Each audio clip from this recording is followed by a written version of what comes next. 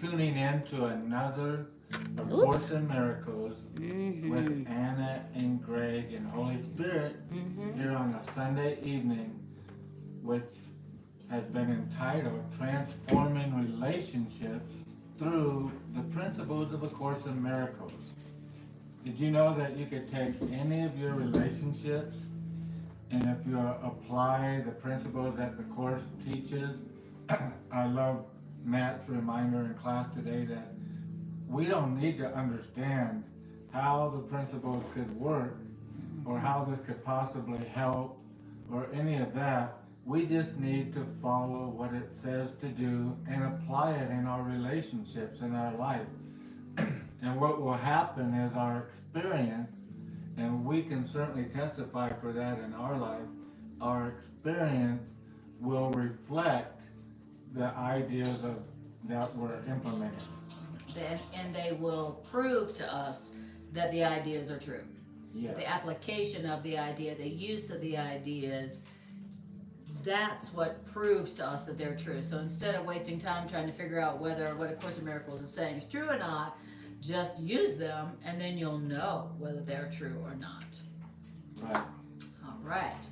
So we're going to do the random number generator prayer, and then we're going to do the random number generator app to see what Spirit wants us to study. Spirit knows what we need to hear tonight.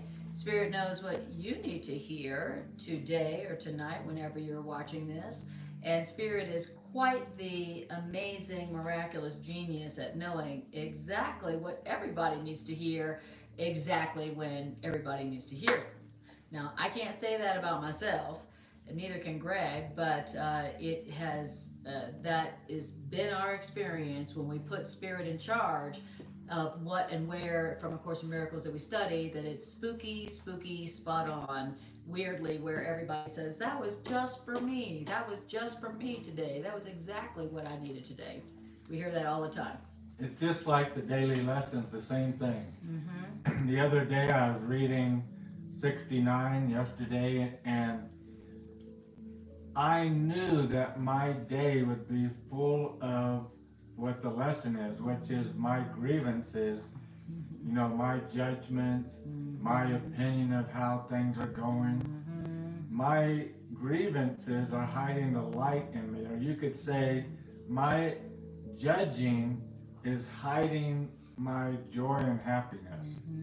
That's the light in us, is our happiness. That's our function, is to be happy, but our grievances are like a big tapestry in between us and our happiness. Yeah. And going out into my day, I knew I was going to either observe other people having grievances and how it would block their joy and happiness. But I was observing myself, and I had, of course, grievances coming up all day long. But that was, it was like the teacher handing out, here's the study now, and then brings all the actors that you need for that study material, brings the circumstances, just the fact that you're watching this episode right now testifies that you're going through something right now. And this is like what we're getting ready to read together tonight, all of our homework, and also to help us so that when the next confrontation, situation, event comes up, that's testing us, trying us, we have the weapons of our warfare from A Course in Miracles to pull out and go, I remember what I'm supposed to do right now. I'm supposed to put down my grievances. That's right. So that I can let my happiness return to me, the light within me to appear. Yep. Nobody's having any light appear when you're judging and angry and upset and having grievances. That's just, again, the common sense of A Course in Miracles. Yeah, in that lesson that you're talking about, it was saying, in our workbook lesson, it was saying, you can't hold a grievance and know God. Right. And I was like, What? I want to know God. I want to experience God, but but I've got these. I mean, my grievances are justified. What do you Yeah. mean? I can't like have a grievance and know God. I don't have grievances for no reason. Exactly. And to say, in Course in Miracles' definition of God is love. So that would mean that I can't hold this grievance and know love. And I was like, let's see, what's it gonna be? How bad do you want that grievance? Do you want it so bad that you will give up and give up experiencing love? But you can't. They don't go together. And I was like, you're willing to sacrifice your joy and your happiness. Yeah. Is this grievance so important and so real and true that you're willing to give up knowing God and knowing your peace and your joy and happiness? Is it really worth it? Is this grievance worth it that much? And so it really forced me to really look at the value of my grievance. Mm-hmm. Before I really looked at it, I was acting like my grievance was so valuable, so righteous. But then when I compared it to, the value of peace and love, I was like, yeah, it's not that valuable. So Mm-hmm. I'm not willing to give up my peace and joy and love and happiness and God just to hold this grievance. So whatever it is. Mm-hmm. So that was a great practice for me also. Yes. And same thing, that even before I saw that our lesson was on grievances, my grievances are hiding the light of the world in me. And then what was the other one? Love holds no grievances. Uh-huh. You can't hold a grievance and no love. You can't hold a grievance and no God. Even before I saw that was our lesson, I woke up with grievances. You ever wake up with grievances? And it was like, it was exactly the exact right lesson for exactly how my ego was trying to make me voluntarily give up my happiness and my joy that day. Yeah, it's not a coincidence that the lesson comes up and you're dealing with grievances. Exactly. No. And 2 days in a row, specifically talking about our grievances and how harmful they are to us. Our grievances aren't hurting other people at all. They're hurting us, as Matt's class today was so beautiful, reminding us, I only give to myself.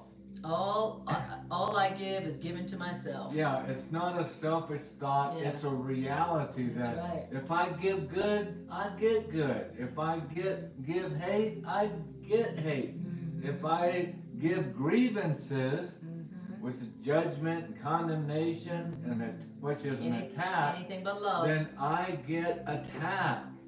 And so what do I want? The Course has asked us that before. What do I want?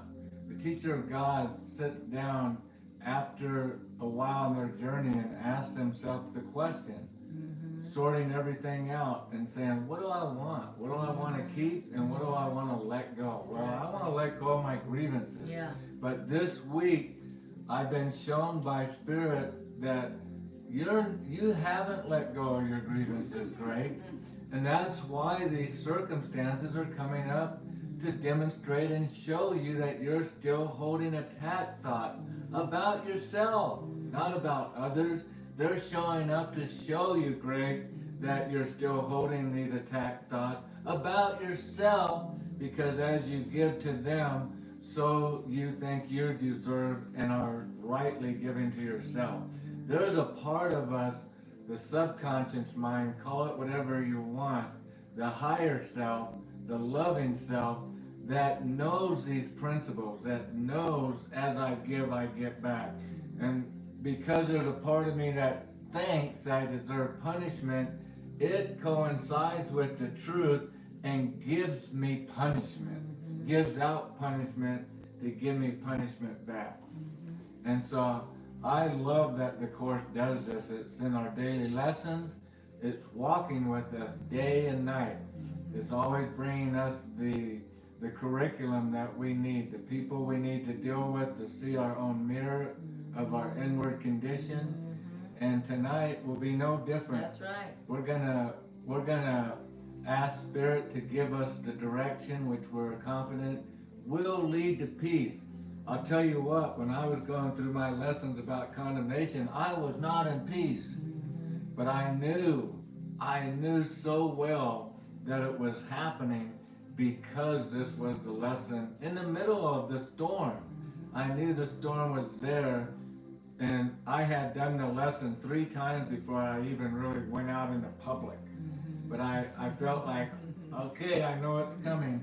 I'm going to have to deal with grievances, my grievances. Forget about everybody else Right. are holding me back. Right. Amen to that. So, All right. So you want to start us off on our? So now we're going to do the random number generator prayer, yeah, which you can do also. This is how you do it. This is a great. If you want some very, very specific, spooky specific guidance, where Spirit lets you know for sure that Spirit heard your prayer, then download the random number generator app and then do your own prayer, asking for what Spirit knows you need to hear for peace and healing right now, and then do the prayer, and then hit the thing for the random number generator and get ready to be freaked out as to how clearly your higher self heard you and answered you. If I'm going through a tough spot during the week, or just wanting to hear from Spirit, you don't have to go through a tough spot. You don't have to be going Maybe through something. you just want to communicate with your beloved. Yeah, You know, your source. That's right. Your maker, your creator, Or your God. higher self. Yeah, with love. Mm-hmm. You don't have to have an excuse, Nope. but often I'll be by myself, not to do a class, not to read with Anna, just because I want to be in communion with Source. Which means communication. Yeah, and so I'll just say, hey, do you have anything to say to me? You got anything to say to me? I would like to hear from you. And then your higher self's like, finally. And I'll do just like we're doing here, put 1 through whatever in, and push the button and go to that chapter, and then figure it out like we always do. Put in the number of sections in that To the chapter. number of sections, and then go to that section in the chapters and start reading, and you will be amazed. Stunned. Astounded. How what you're reading is like, how is this like not a 1 in 1,000 chance? How profoundly it that speaks to what I just went through, or what I'm going through right now, or you read it and you go, huh, and then all of a sudden you're walking into it. Yeah, exactly. It's spooky. I mean, it's so spooky. I mean, it'll use the same words you've been using. It'll use the same phrases. Exactly. It'll use the same analogies and metaphors. It will use the same imagery of whatever you're going through. It is downright spooky, but it proves to you. It's a beautiful way to demonstrate the fact that you are in a relationship with your higher self.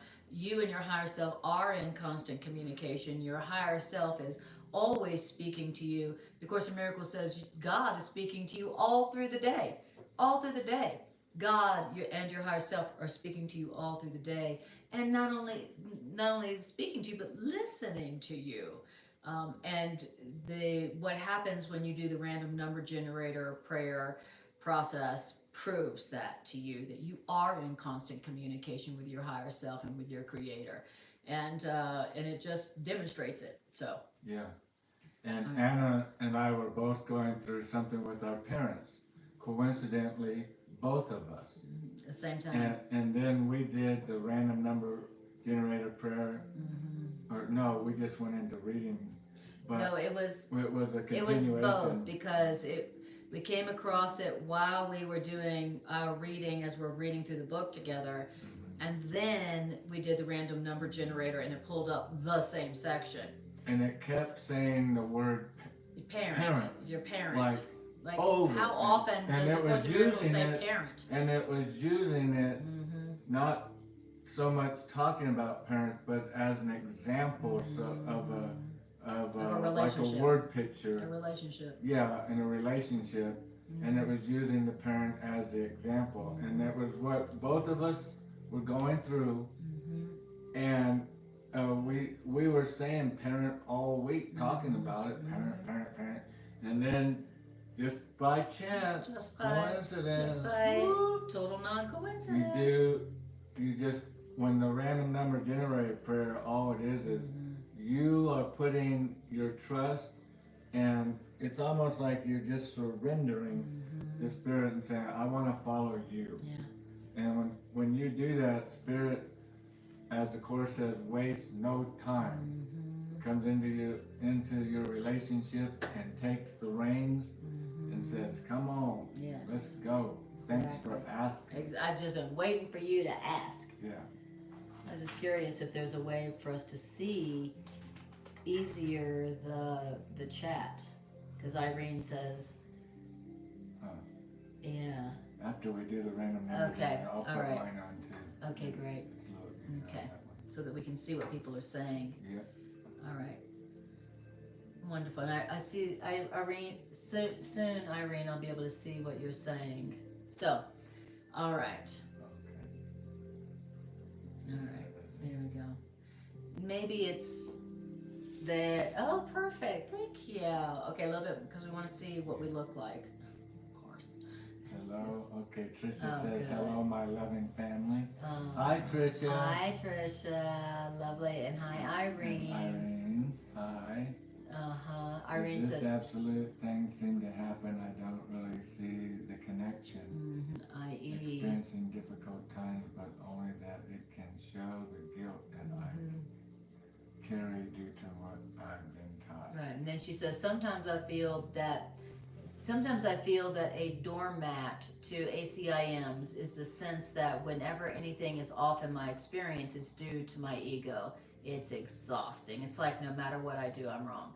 Well, Irene, if you are not happy, then whatever you are thinking, it is wrong. And that's a relief, to realize that if what it is that you're thinking is not making you happy, you're wrong, that's a relief, right? So at some point we're going to be saying, thank God I'm wrong, or I hope I'm wrong. Right.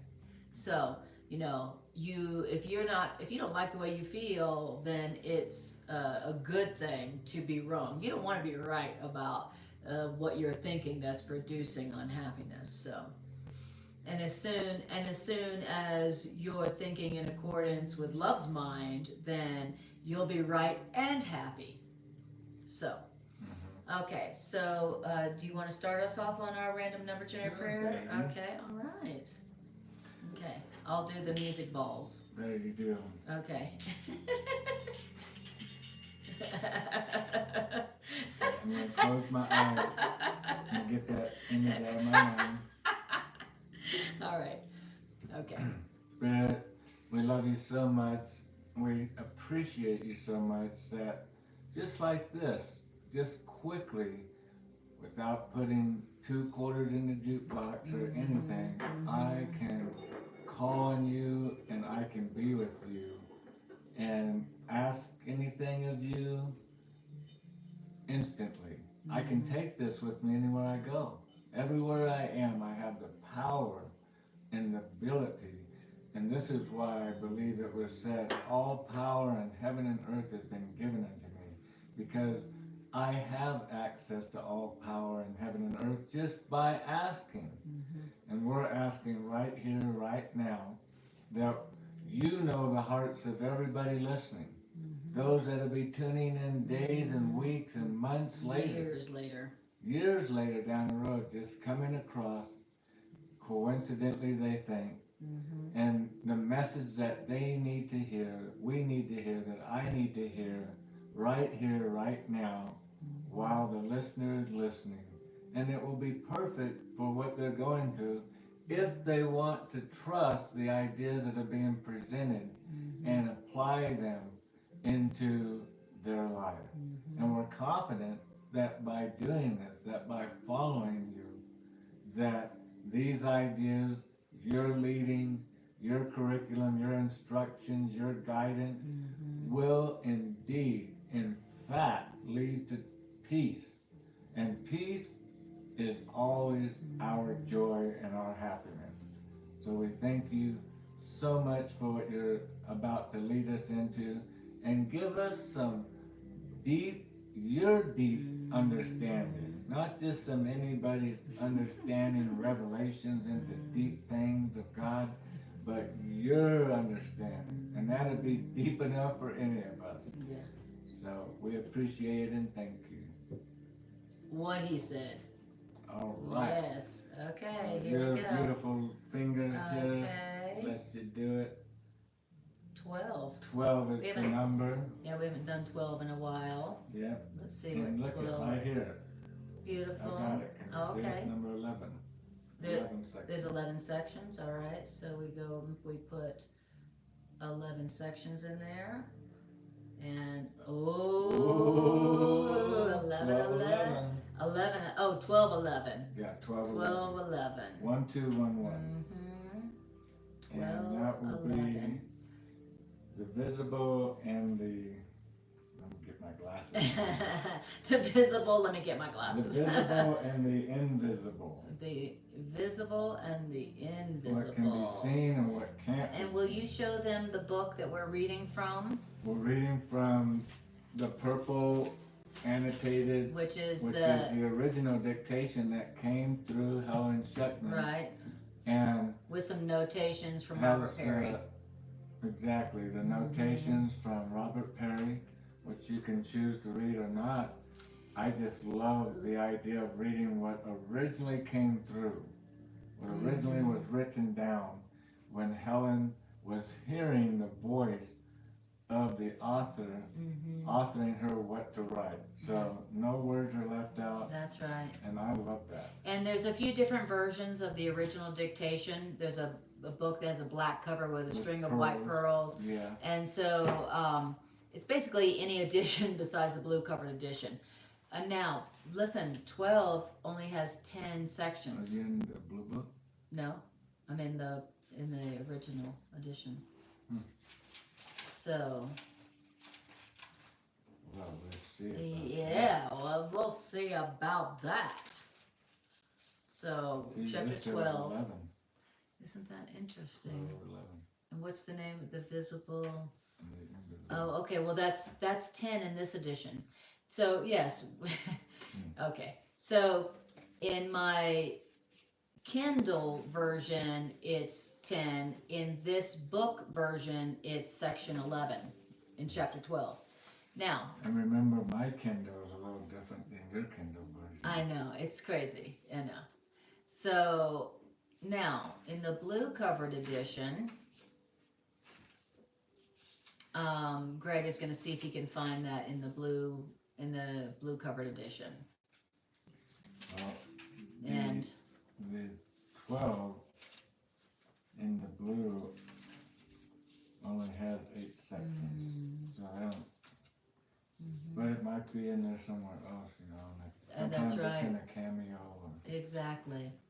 So we encourage you to go to Kindle and download the complete and annotated edition with notations from Robert Perry, edition of A Course in Miracles with the purple cover. And then you can follow along with us. Greg and I teach out of this on Sundays because we really love this edition because it includes the 45,000 words that came through the scribe, Helen Schuckman, that were edited out of the blue covered edition, the Foundation for Inner Peace version. It's funny because it literally came out around the beginning of 2017, because I came to the course in February of 2017, and I went on a conference in March of 2017, and I'd already ordered 2 of these purple book online. I didn't even know there was a blue book. I didn't even know there was the edited version. Two brand new books. Uh-huh. That came in the mail. Uh-huh. And I took one of them to the conference with me. Mm-hmm. And I was like, hey, I bought 2 books, so if anybody needed one, I was just going to give one away. Right. And they were all like, how did you get that? Those just came out. Mm-hmm.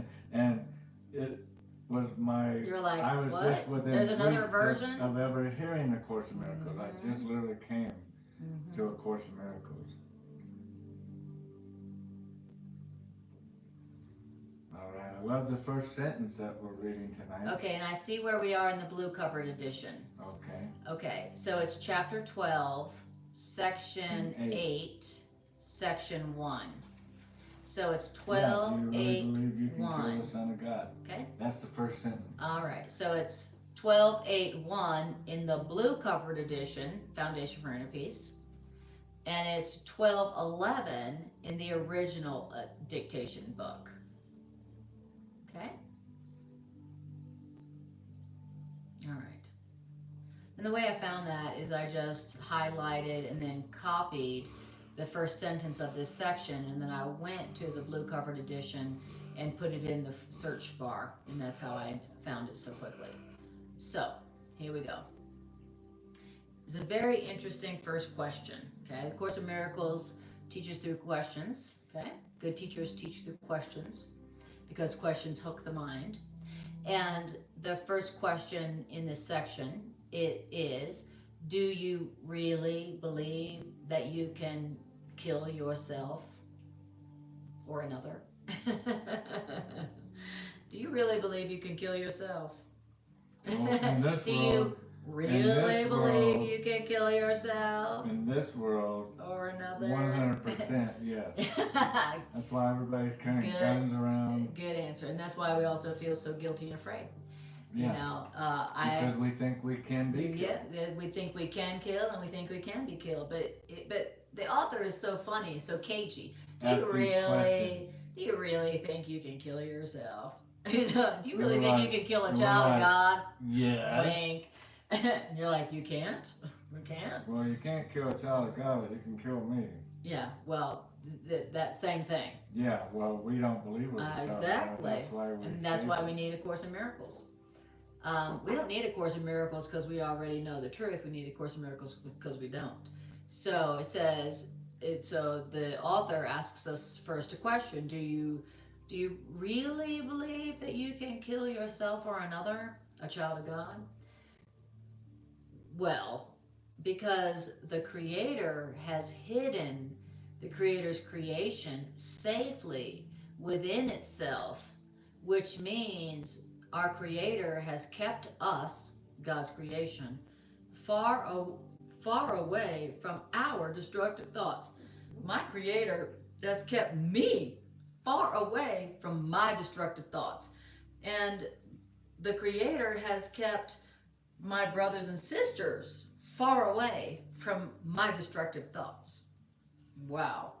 Thank you, Creator. Thank you, God, for keeping me far away from the destructive thoughts of others. And thank you, God, for keeping others far away from my destructive thoughts, including me. God is keeping even me, who I really am, away from my destructive thoughts. Thank you, God, for that. And it says, but you know neither the Creator nor the created because of your destructive thoughts. So God has kept you and them far away from your and their destructive thoughts. So thank you, God. But you don't know God and God's creation, which includes you, because of your destructive thoughts. We were just literally saying this before class started. That's right. You don't know God when you're holding grievances. That's right. That's right. That was the beginning of class. That's right. You can't keep a destructive thought and know yourself. And you can't keep a destructive thought and know God. Because What? Because you don't know either the Creator nor yourself because of your destructive thoughts. Right, your attack thought. Exactly. You can't keep this attack thought and know yourself, and you can't keep this attack thought and know the truth about them, and you can't keep this attack thought and know the truth about your Creator. You can't keep your grievances Right. and know God. Yeah. You can't keep your grievances. And as that very wise revelation that came to us to say, know thyself. Well, you can't know thyself when you have any destructive thoughts. That's right. And the Course in Miracles, thankfully, is teaching us what are destructive thoughts. Exactly. That's what we're going to hear. Okay, you want to hear a destructive thought? Yeah. Okay. All right. We should be very familiar to us. We should be able to relate to it. You, that means us, attack the real world every day and every minute and every hour and every minute, and yet we are surprised that we can't see the real world. Yeah. It's like, why can't I see love? Why can't I experience God? Why can't I experience God, see God? Why can't I experience the real world? Why? Oh, it must not be real. I can't see it, But the reason you don't see it is not because it's not real, it's because you're attacking it. And whatever you attack is kept away from your destructive thoughts.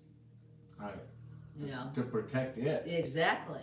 Exactly. Whatever you're going to attack, God is going to take it away from your attack thoughts and protect it. And destructive thoughts, first of all, we have to come to an awareness that our thoughts are that powerful. That our thoughts can be, just not only can be, but they indeed are destructive if not used properly.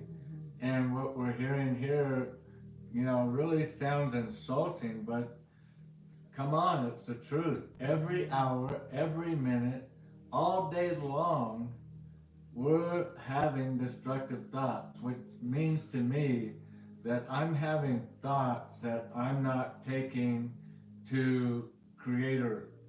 And I'm not going, what do you think of this? Unloving thoughts. Yeah, what's your opinion? Whether it's loving or unloving, just an opinion, and opinions are judgments. Yeah. And I'm having independent thoughts all day long thinking I don't need to join the thoughts of God. I can just walk it alone. I got a brain, I can figure it out myself. Those are destructive thoughts because they're not joined yet with truth. Yes. When I bring them to the light, to God, to love, to our Creator and our Source, then those thoughts are brought to the truth, and probably 99.9% of them are going to be dismissed as wrong, as hearsay, as rubbish. What do you mean that sister sitting across the table from me is not an idiot? You see how they're acting? No, that's not what's going on here. You think you're an idiot, and so that's what's going on. And so you're judging them to be an idiot. And don't forget, Greg, only idiots give idiotic gifts to others that they are going to receive back. Yeah. Only idiots judge others. Only those who think they are an idiot. Yeah. Judge others as idiots. Idiot. Yeah. That's really what's going on. It's the law of perception. We don't see it that way. We just see them as the idiot. And us as perfectly logical and intelligent and elevated above them. And truly elevated above them. We're not equal. I'm better than you. I don't act like an idiot. Look how you're acting. Yeah. But don't ask my friends, and my family of that question of whether I act like an idiot sometimes. But the Course in Miracles, when we're listening to the author here, the best way to collapse time. And by the way, the Course must be working because I feel like we collapsed time today. I mean, it seems like we had 23 hours instead of 24 hours. Doesn't it? Yes. Yeah. All right. Well, I was right then. I definitely felt like I was losing time this morning when Spirit woke us up at 5, woke me up at 5:15. Yeah, and not Yeah. only that, it's daylight savings That's today. right. But yeah, our thoughts, our destructive thoughts, we need to come to the mirror and say, hey Greg, you're doing this every minute, every hour, and all day long. Right. That's the quickest way to collapse time, is just not argue with the Course and go, I don't have destructive thoughts every minute, I don't attack every love. hour, all the time. No, most of my thoughts are constructive. They're loving. They're kind. No, that's not the right answer. Right. You checked the wrong box. Right. We say we want love. We say we're seeking love, but in truth, we're attacking love all day long. Yeah. And then we go, why can't I find love? Maybe there's just not enough good men. Maybe there's not enough good women. What's wrong with the world today? I've been seeking love and I can't find love. If only there was a few good men, a few good women, a few good whatever. But we don't see that the reason we're not seeing love is because we're attacking love. It says you're attacking love all day long, but yet you're surprised you cannot see love. Like, where's the love? Why don't I see love? I'm looking for love, but I can't find the love. Because you're attacking love. And what happens when you attack love? The creator of love takes love's creations away from you so that you can't attack it. So when I go to attack someone who is love, then their creator pulls them into itself so that I can't attack them. And then I tell myself, there is no love. I can't find any love. Not realizing that I can't see the love and I can't find the love because I'm attacking it. So I'm attacking people all day long, attacking them, judging them. They're an idiot, they're a doofus, they're an idiot. How dare they? They're an idiot. And then I go, why can't I find love? This isn't going right. That's not right. And I wish this was different. And then I say, why can't I find love? Yeah. And you can't find love because you've been attacking love, and so love is being protected and hidden from you by the author of love, by the parent of love. So because you're not ready for it, because you're attacking. Yeah, exactly. And so it's like, until you're going to stop attacking love, you are not going to find love. So if you're somebody who's like, I can't find love, there's not enough good men, there's not enough good women, whatever. It's not that there's not enough good men or women around. You're not experiencing love, finding love, because you're attacking love all day long. Every time you judge, every time you condemn, every time you give somebody guilt, you are attacking love.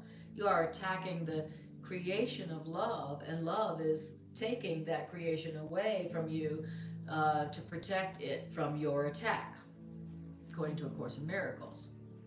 Yeah, let's read that again. You attack the real world. There is a real world there to be experienced. A real world of love and loving beings, loving people. Yeah, and you, which means me, Greg attacks the real world. The loving world. You can put your name, whoever we are. Put your name in there. Greg attacks the real world. The loving world. Every day, and every hour, and every minute. This is how much the Course author wants to get it down with us, is don't think that there's a part of the day you're not doing it, because there's not a part of the day where you're not forming an opinion about anything and everything. And judging.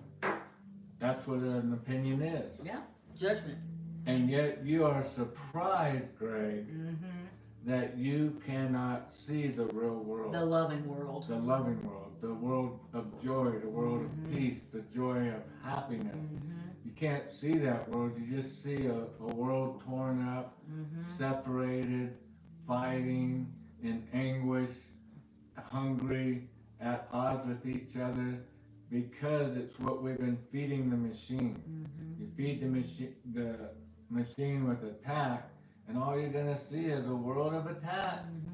And then you're gonna say, how come I can't find any love? There must not be enough love in the world.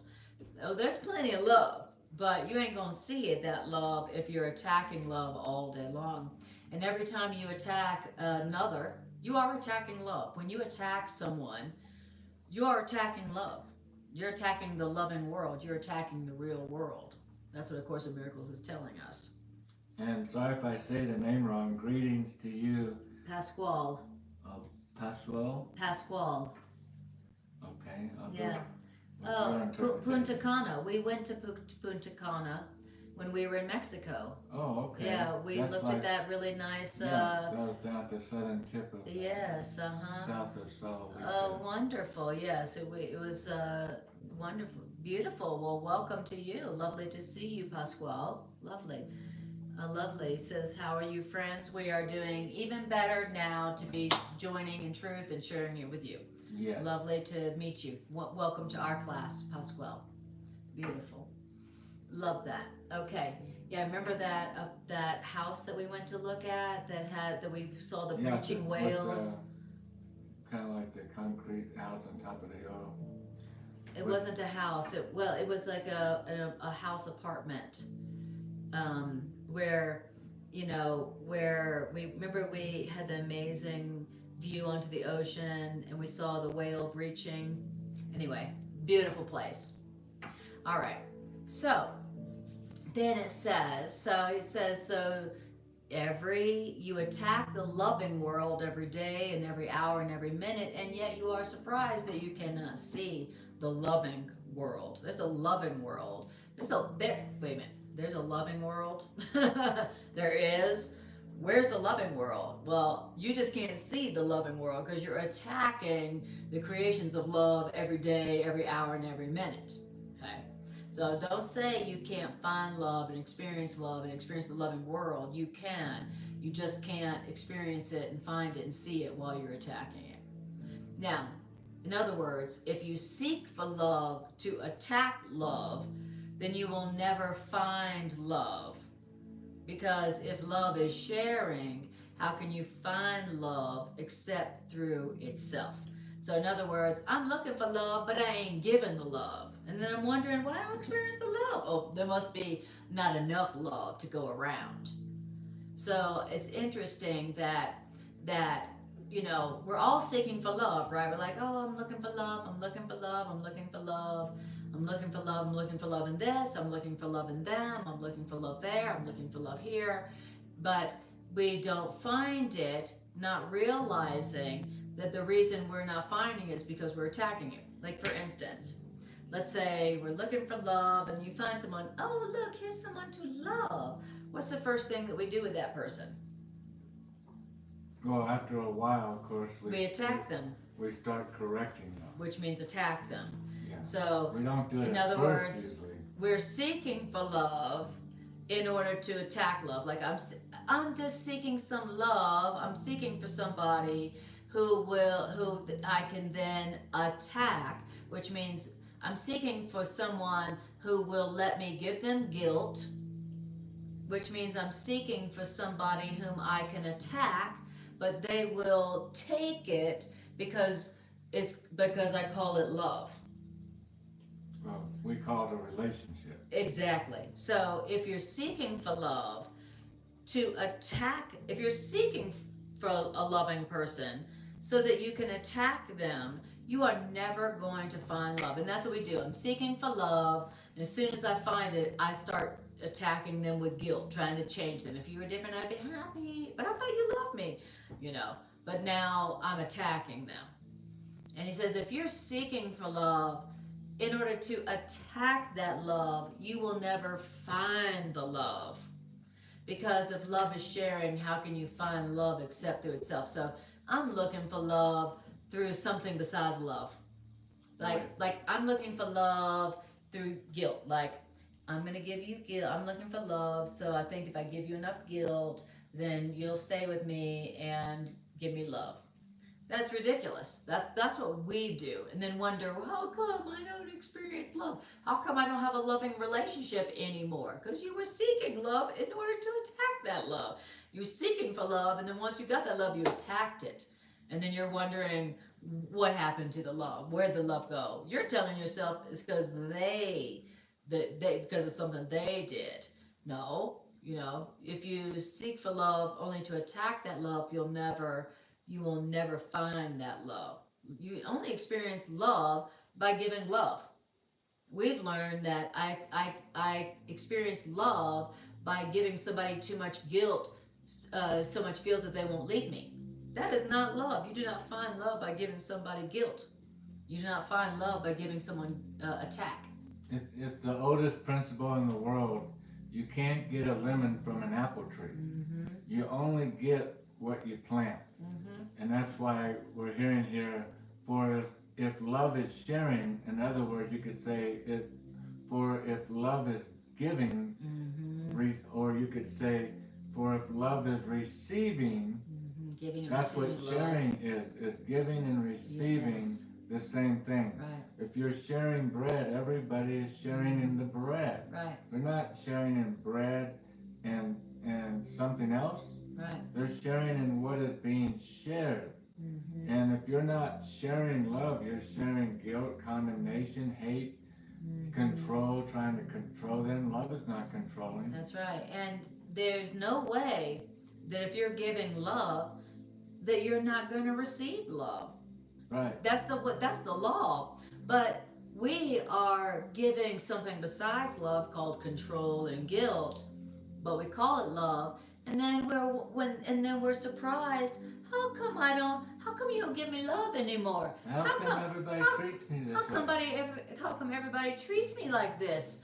Why is it that everybody treats me like this? Not realizing that I'm not experiencing love because I'm not giving love. I'm giving attack. When someone is in your life and you're giving them guilt and control and manipulation and calling it, quote, love, that ain't love. But yet you're giving attack, and then you're wondering why you're not experiencing the love. But the truth is that if you're giving love for real, there's no way you wouldn't be receiving it back. So if you're not experiencing the love right now in your relationships or in your world, it's not because there's not enough love. It's not because there's not enough good men or women in the world. It's because you are not giving love. You're giving something else and calling it love. We've learned and been taught that giving guilt to somebody is love. It ain't love. That's attack. Okay? But that's completely different from what we all learned. We've learned that if I make Greg feel guilty, that's love. That's not love, that's attack. So if I give Greg guilt, then I'm not going to experience love with Greg, and then I'm going to wonder, why don't I feel the love? Yeah, why don't we have a loving relationship? Yeah, and then I'm going to blame it on Greg. Remember at the beginning of our relationship how we were in love? Yeah, exactly. And what's changed isn't that we grew old of each other, as we start attacking each other. That's right. That's the change. That's the change. At the beginning, the reason there was so much love is there wasn't any attack. That's right, exactly. There was just sharing and giving each other kindness, compliments, courtesy, encouraging each other, helpfulness, lifting them up, edifying them, everything good. Yes. Telling them how beautiful they are. How wonderful they And are. now we tell them how their hair's out of place, how they came home late, how they didn't do this right. And then we wonder why, as we're attacking love, that we're going to get something different. You're not going to get something different than what you're giving. That's right. It's like the concept of you get life through death. That when people die, they finally go on to life, in the by and by. No, death doesn't bring forth life. Life gives birth to life, period. death could only give birth to death, because that is like this last sentence says, how can you find it, love, except through itself, love. You're only going to get what you're pushing out of your womb. I'm pushing this out, and well, no, I don't want anger back, but this is justified. Look how they're acting. Look how they're treating me. Look how they disrespected me. You know, my anger, what I'm giving out is justified. And there's a part of you screaming going, no, it's not justified. I don't want that back. Don't give that. Even if you're just convinced that's what the other person gave you, we need to come to our senses and go, well, that might be what they're asking for back, but I don't want to join their party. Heck no, I don't want that back in my life. I want to give good, because not just because it's the right thing to do to them, but because that's what I want back. I want good back. I want love. Yeah. Yeah. And so stop saying that you can't find love while you're still giving attack. And if you want only love, then give only love. And it doesn't matter whom you think you're with. If you give love, you're going to receive love from somewhere. Somewhere it's coming. It has to. In other words, if you offer love, it will come back to you. It may not come back through that person, but love is going to come back to you. It's a law. Right. So if you are in a place where you're like, I'm just not getting the love, nobody's loving me, then remember, it's only because you must not have been given the love, because it's impossible that if you're given love that it not come back to you. Because it's drawn to itself. And don't It's worry. like a magnet. Exactly. And it's the law. And don't worry if the person you're offering love to isn't giving it back to you. You will receive that love back. It's a law. It's a law of the universe. It's a boomerang. So don't worry if the person you're offering love to, and what is love? It means release from guilt, by the way. Love is freedom. Love is release from guilt. That's what love is. And love is awareness of someone's innocence. And so don't worry if the person you're offering love, release from guilt, and freedom to is not giving it back to you. You will receive it somehow from somewhere. That's the law. So if you're given the love and you don't seem to be receiving it back from them, just be peaceful and rest secure, knowing that you will be receiving it from wherever it will be most safe and beneficial to you. And I was going to say this, but the next sentence says it is, you know, because it is drawn back to itself, it's like a boomerang. It's Yes. like Anna says, it's a law. It's law of attraction. Yes. Has nothing on God's law. That's right. Whatever you give is going to come back, and that's why this last sentence of paragraph 1 says, but offer attack, and hey, listen up. Guess what? Just the law is the law. If you offer The attack, boomerang is the boomerang. That's You right. offer attack and it will remain hidden. Love will remain hidden. In other words, that's right. all you have left is attack. That's right. For it can live only in peace. Love can only Love live can in only peace. live in peace. And so if you offer Where attack, it resides. if you attack people with guilt, with shame, with condemnation, then love will remain hidden. And then you'll be like, nobody loves me, or there's not enough love in the world, or there's not enough good men, there's not enough good women. No, there ain't no lack of love. But if you're attacking love's creation, which is everyone, then you won't see it. The only way you could not see the love that is everywhere all the time is if you're attacking that love. And when you're giving guilt to people, and you're giving judgment and condemnation to people, Because they're giving it to you. then you will not see love, even though it's all around you. Yeah, it's hidden. It's hidden. It's not evicted. It's hidden. It didn't leave town. It's hidden to It's you. there. It's hidden to you. Yeah, it's there. It's not hidden in reality, it's hidden to you. Yeah. You know, so don't tell yourself there's not enough love or there's nobody who could love you. That's not true. Love is all around. Love is what is. Love is the universe. Love is reality. And if you're not experiencing love, if you're not seeing love, it's only because you must have been attacking love, and so love is now hidden to you. You know, it's not hidden in reality. It's open to anyone who can see. So remember that if you are telling yourself there's not enough love, or I can't find someone to love me, or there's not enough good and loving people in the world, remember this, and instead of lamenting that and believing that lack is real, start giving the love. Start being loving. And loving in this context means release people from guilt, free people from guilt. Okay, that's what it really means to love someone, is to see them as they are, an innocent child of God, and to release them from guilt. And remember, we won't know God or ourselves until we start sharing love, which means be the giver of it. Yeah. And don't worry about the receiver part. The receiver part is automatic. It's a universal law that it will happen. And I love paragraph 2 leading in saying, God's Son, you and me, God's child, is as safe as our Creator.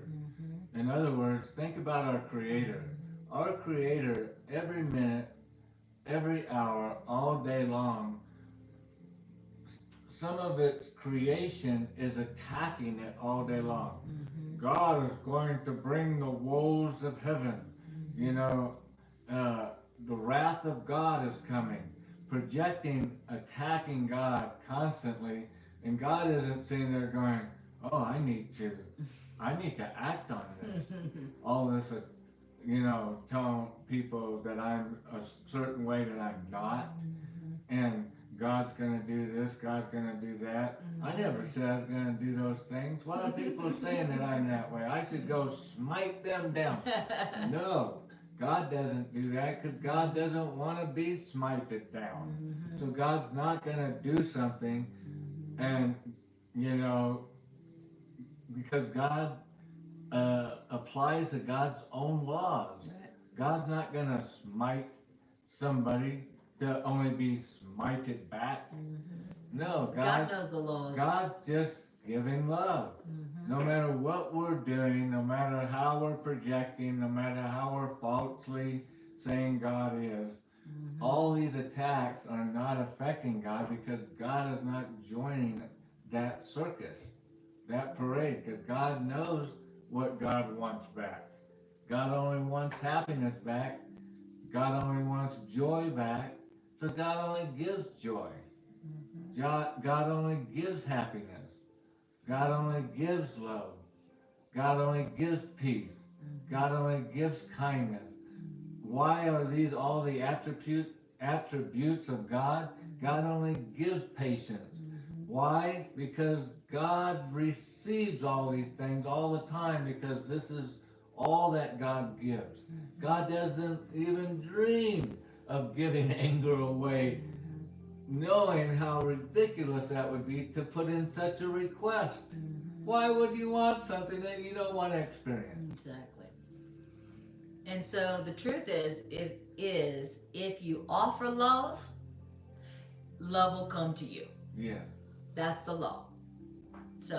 So if you are feeling a lack of love in your life, stop lamenting who and why it is that you're not experiencing love. It's not because there's a lack of love, or because you know who isn't able to give it to you. That is not why you are experiencing a lack of love. If you offer love, love will come to you. Okay, that's the law. Why? Because love is drawn to itself. So if you offer it, it's going to come to you, because love is drawn to itself. So wherever there is love given, love will come. That's the law. So stop Stop trying to figure out. The problem is that I've decided, well, I want love to come to me through them. And I want love to come to me in this form. And I want love to come to me through that form. And I want love to come through that person, not that person. You know, I've decided how love should come to me. And so where love is coming to me, I don't recognize it.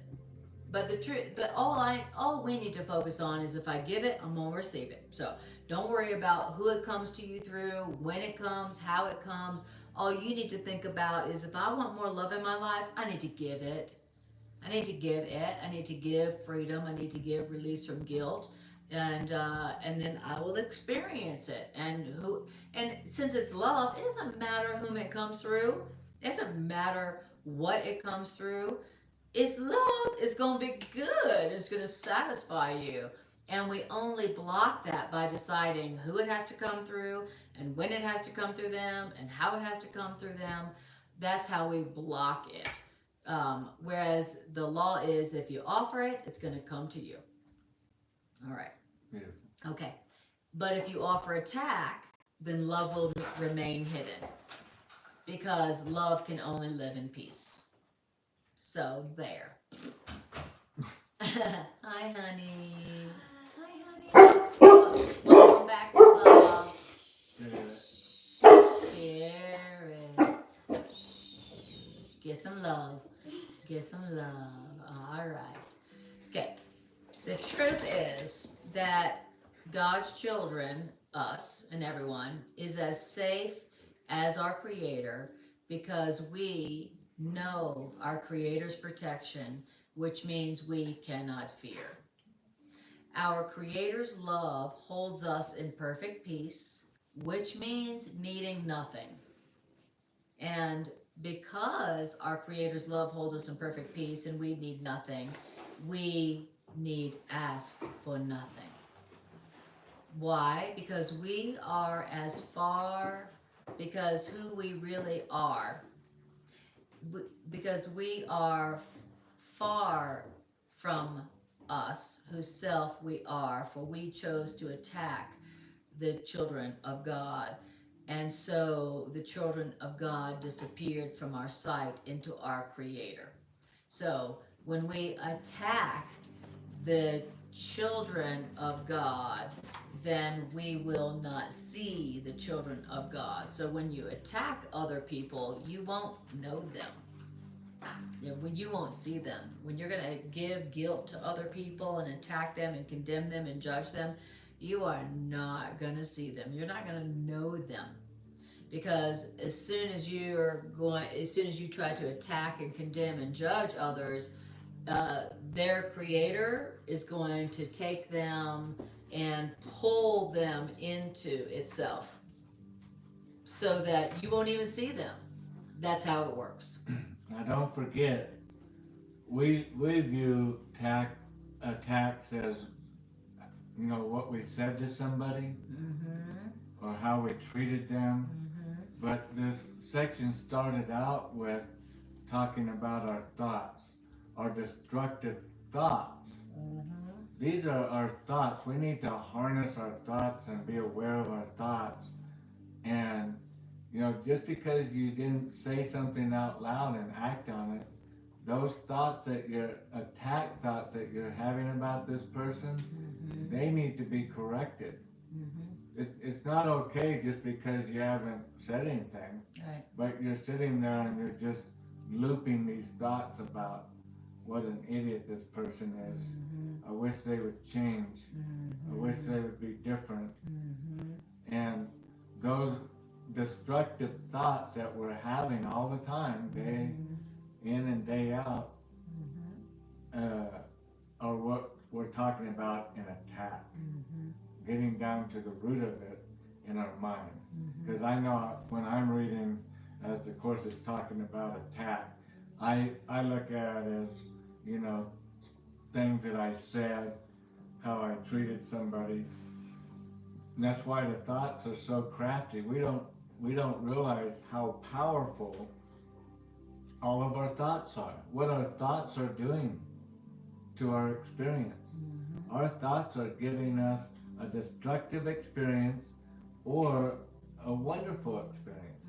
And our thoughts and how we are, whether we are attacking others with guilt and judgment and condemnation or not, is determining whether we see love or not.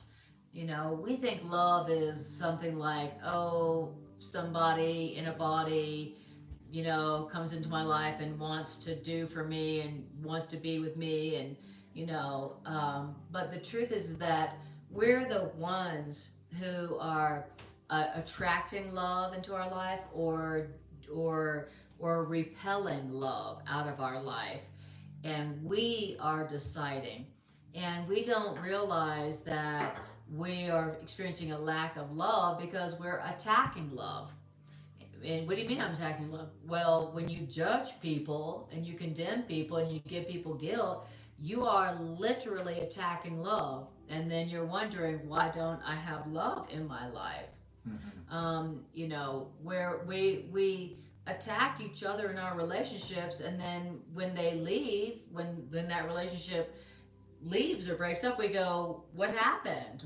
Oh my God, what happened to the love? You know, we don't realize that we are the ones who are deciding whether we are experiencing and seeing the love. It's not that sometimes love comes and sometimes love goes, and sometimes love comes and then sometimes love leaves us. That's not it at all. Love is always there.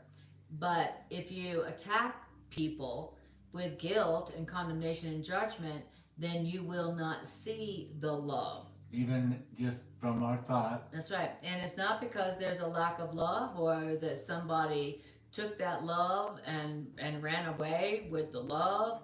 It's 100% dependent on whether you're seeing the love, and which means whether you're attacking love or appreciating it.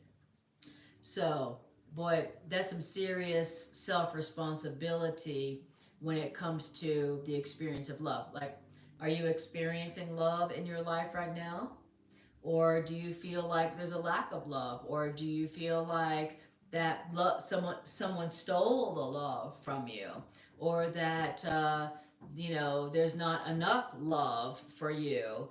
You know, the truth is that you could only be experiencing a lack of love if you are not offering the love.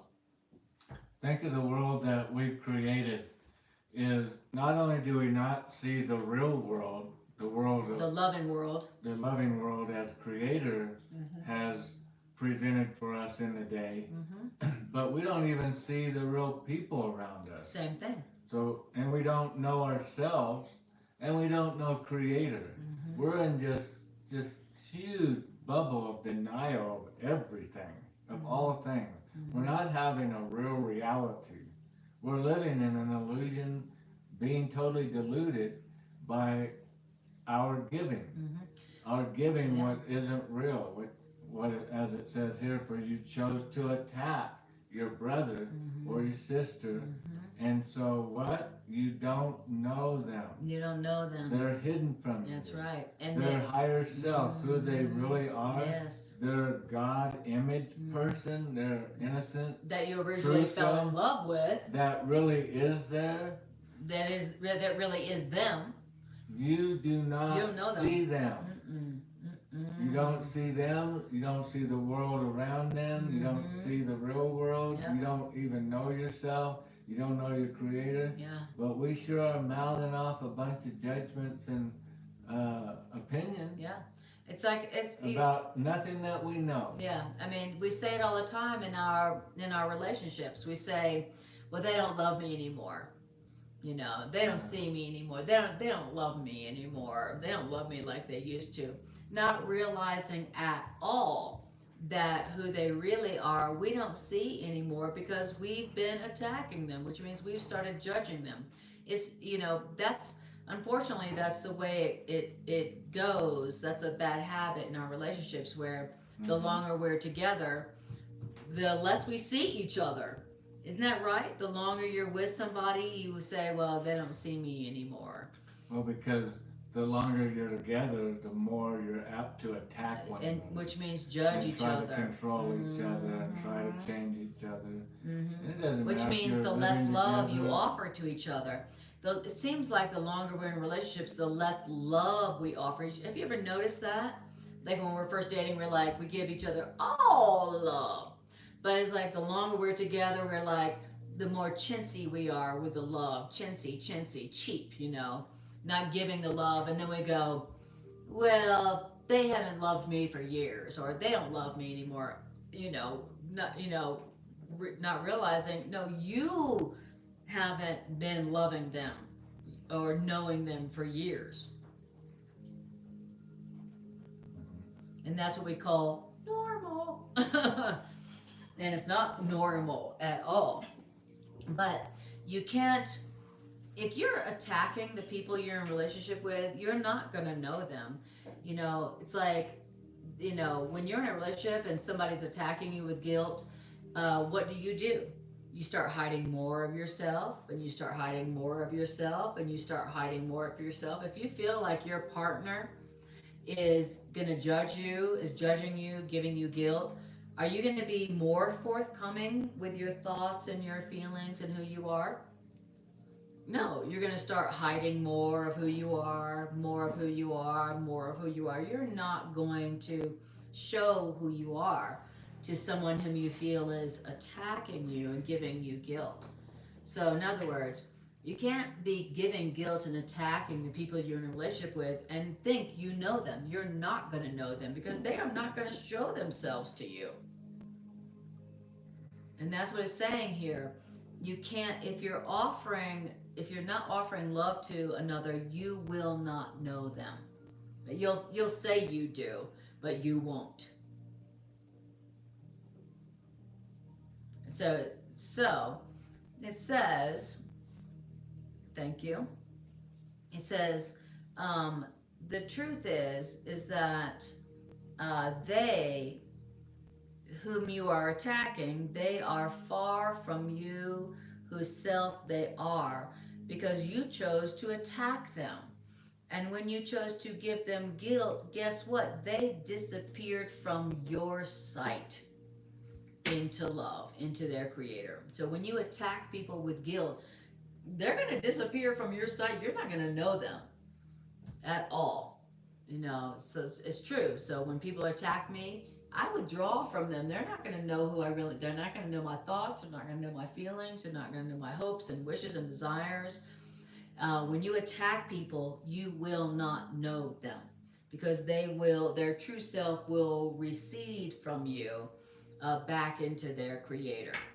Now, who they are doesn't and did not change, but you did. So they didn't change, you did. You started giving them attack instead of love. Because a split mind and all its works were not created by God and could not live in the knowledge of God. Wow. A split mind where one day you're thinking this person's innocent, one day you think this person's cool to be around, and then the next second, they haven't changed. Right. You've changed. Right. Now you have an opinion why they're not cool, why they're not lovable anymore. Why they deserve attack.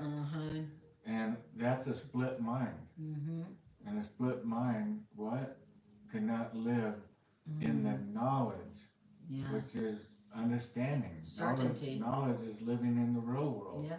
You're not living in the real world when you lost all your knowledge. When you lost the rocks in your head. Right. And what do we say in our relationships? We say, oh, they changed. Right. They used to love me. I was going to say that. That's what we always say. They've really changed. Yeah. No, you've really changed. Yeah, exactly. They didn't change. You change. We say, oh, they used to love me, but now they don't anymore. They used to treat me well, but now they don't anymore. No, that's not the case. You changed. You stopped giving the love. You started giving them more a guilt and attack than love.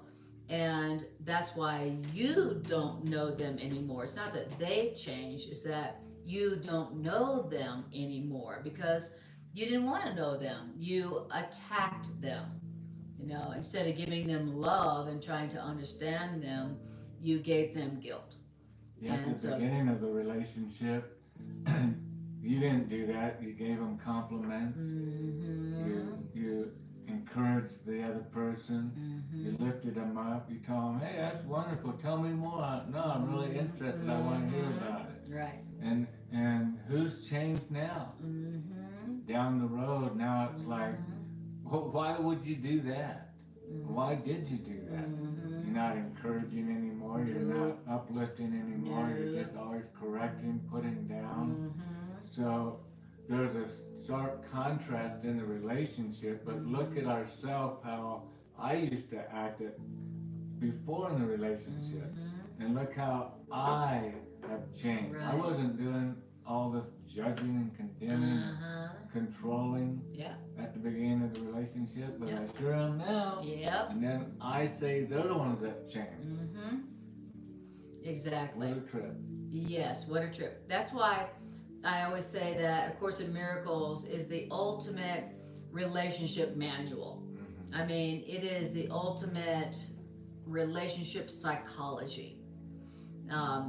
It really teaches us the dynamics of relationships, where that the dynamics of relationships mostly is projection, so that as we go in our relationships, now we're projecting onto the other person what we're doing. Right. And A Course in Miracles really teaches us the dynamics of projection in relationships and shows us that where it is that what it is that we think that other people are doing to us, and what it is that we hate about other people is what we really are doing to other people ourselves. Right. And it really shows up profoundly in our relationships. The Course in Miracles says you don't hate the other person for what you think they've done to you.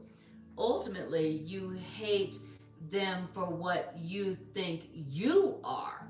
You hate them for what you are doing. And everything in my relationships, what I hate people for is not what they're doing to me, it's what I believe I've done to them. That's what A Course in Miracles teaches us. That's relationship psychology 101 that we learn of in A Course in Miracles. Now, if you were to go into the study of psychology, maybe you would find that out 10, 15, 20 years into the study of psychology and relationships.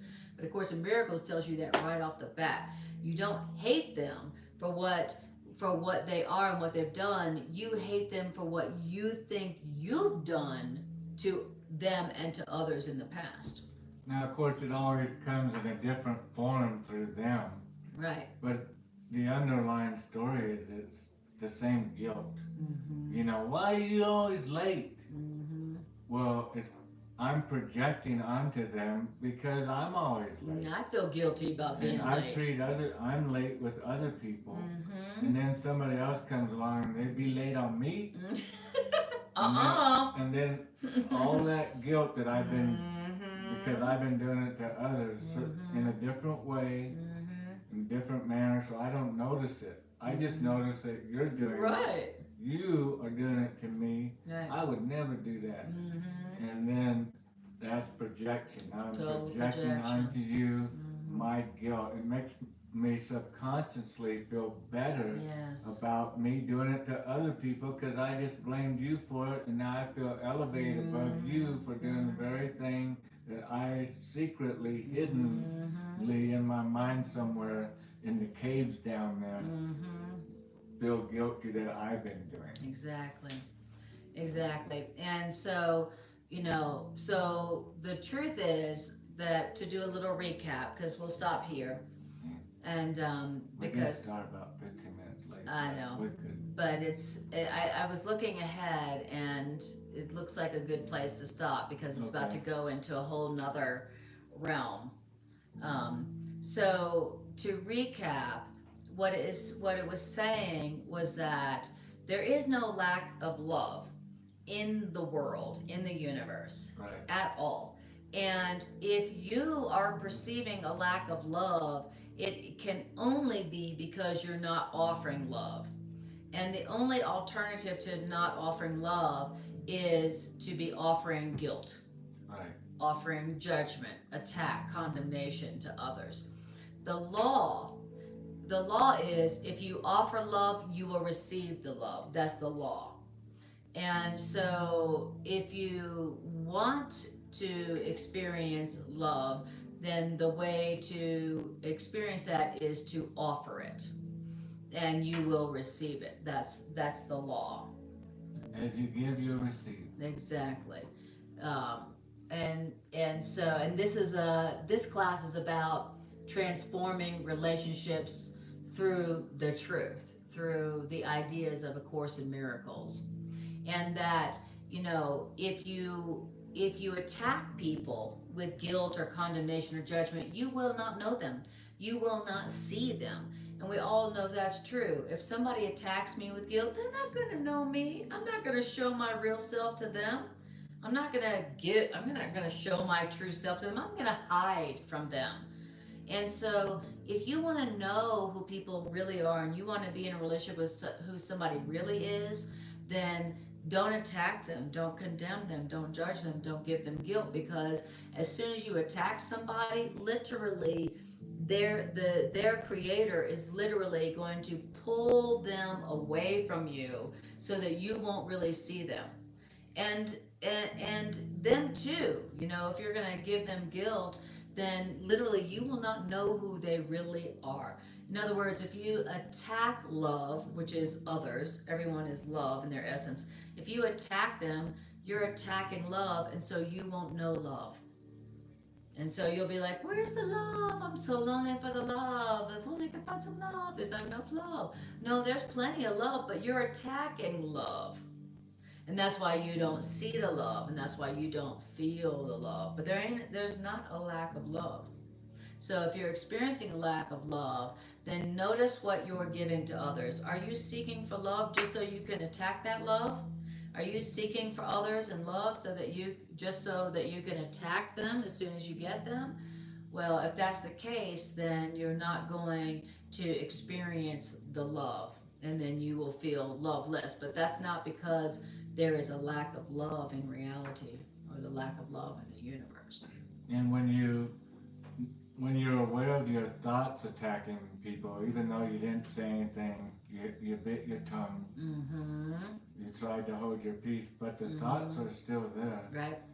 We need to take those thoughts to our higher loving self and saying, hey, would you deal with these thoughts of mine, These unloving thoughts. That I'm thinking that this person's an idiot, because I don't want those thoughts. I don't want to be giving that kind of energy out, because I don't want to be receiving that kind of energy in. But nevertheless, I'm having these thoughts, Right. but deal with them. Don't just go, well, I'm just not going to say anything, even though they are an idiot. Even though they are an idiot. You're not fixing the problem. That's the right. problem's coming That's right. from our wrong thinking. That's right. Our wrong thinking. So let's get it fixed. Often our wrong thinking does result in what we end up saying. Acting or And doing, acting saying. What we're thinking. But just to be aware of it is a giant step in the right direction, being aware of your thoughts. And then the second, with the other foot, don't let the other foot just drag along. The second giant step is now taking those thoughts. Unloving thoughts. And that's what the atonement is. Giving them to It's Spirit. getting them corrected. Say, hey, take these. I know they're not right because it's giving something I don't want. Yeah, exactly. So that can't be right. That's right. That's right. A good point that when it's not just about the verbal, physical expression of the lack of love, the judgment, the condemnation, the guilt, but even the unloving thought about them is going to hide who they are from you and keep you from experiencing love. And so the next thing to do is to take your unloving thoughts, your judgment, condemnation, guilt, and take it to love, to spirit, and go, please correct my unloving thoughts for me, because my unloving thoughts are keeping the experience of love from me. They're trying to punish me. Yeah. And I want to experience love, you know. Who can experience happiness and fulfillment, but they don't experience love in their life? Right. You know, and love doesn't come from a certain person, and love doesn't come through a body, and love doesn't come when a certain person or a certain body comes and says, I will, you know, fill in the blank. Love comes when you offer love. That's where love comes from. We think like, oh, I'll have love when I get them, and we have this, and they do that for me, and I do this for them, and they do that for me. I get this new job, this new car, and everything be so loving. And they behave only like this, and they don't ever leave me for them, and they only do that, and that's not love. You know, love is an experience that you have after you've given love. Love is not physical. Love doesn't have anything to do with the body. And so, you know, if you're experiencing a lack of love, remember, it can only be because you're not offering it. Because instead of giving love, you're offering attack, which means guilt, condemnation, judgment. So there ain't no lack of love in the world. All right. So there you go. No love lack. There ain't no love lack in the world. It's only being hidden from us. So if you want some love, offer it, and love will come to you. That's the law. All right, guys. All right, tune in tomorrow night. Anna, 7 o'clock, will be doing her normal random number generator, and it will be spot on, awesome as always. Yes, on my YouTube channel. So tune in this same channel tomorrow, 7 p.m. Mountain Time, and for more miraculous and healing ideas that really do have the power to transform your world into the real world. So be there or be everywhere. All right. Okay. And we're out. And goodbye. And goodbye.